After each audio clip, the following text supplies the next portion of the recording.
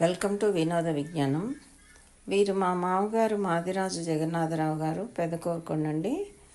వీరు పెదకోరుకొండ గ్రామానికి 3-4 సార్లు ప్రెసిడెంట్గా చేశారు.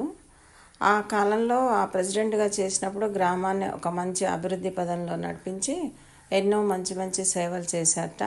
ప్రజలందరూ కూడా ఇప్పటికీ బాగా చెప్పుకుంటుంటారండి. ఈ మధ్య వారు కీర్తిశేషులయ్యారు. అప్పుడు వారికి వయసు 90 సంవత్సరాలు.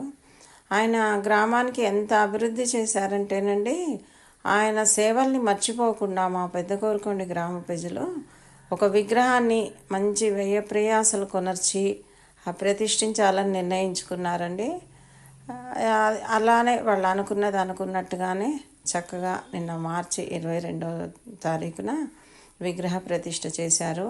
ఆ విగ్రహ ప్రతిష్ఠ కార్యక్రమం కూడా అండి అసలు మామూలుగా చేయలేదండి. చక్కగా అంగరంగ వైభవంగా చేశారు.